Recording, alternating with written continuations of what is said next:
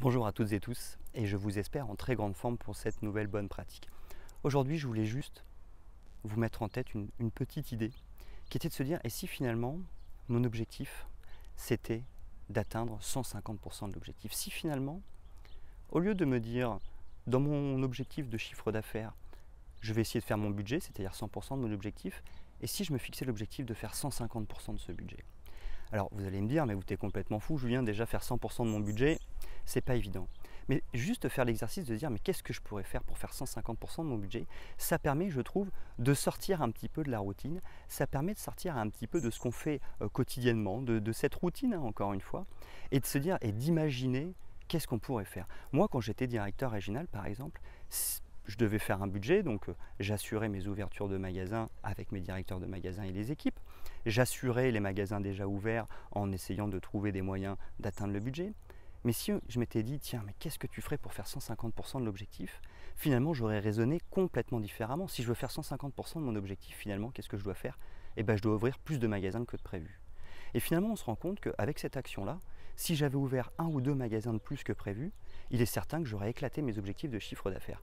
Pour autant, ouvrir un ou deux magasins de prévu, finalement, bien sûr que c'est de l'énergie, bien sûr, mais en tous les cas, ça m'oblige à revoir mes priorités. Bah ouais, si j'ouvre des magasins en plus, forcément, ma seule et unique priorité, c'est d'ouvrir des magasins en plus. Mais en fait, quand j'y réfléchis à deux fois, je me dis mais c'est pas si fou que ça.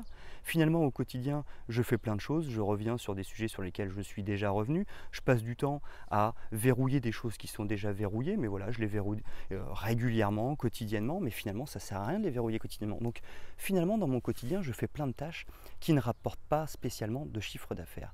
Par contre, si je m'étais concentré uniquement sur de nouvelles ouvertures de magasins, peut-être que mes magasins existants auraient fait un petit peu moins que prévu. Par contre, ces ouvertures de magasins m'auraient permis de générer un chiffre d'affaires énorme, parce qu'une ouverture de magasin, forcément, c'est un chiffre d'affaires de magasin en plus.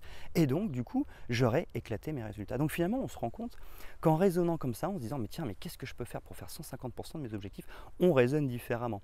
Bien évidemment, je ne suis pas seul à ouvrir des magasins, il faut des chargés d'expansion qui trouvent des emplacements, il faut des chargés de travaux qui ouvrent les magasins, qui préparent les magasins. Bien évidemment, je ne suis pas tout seul dans cette logique-là, mais si finalement chacun réfléchit à comment faire 150% du budget, eh bien finalement, il y a des solutions qui existent.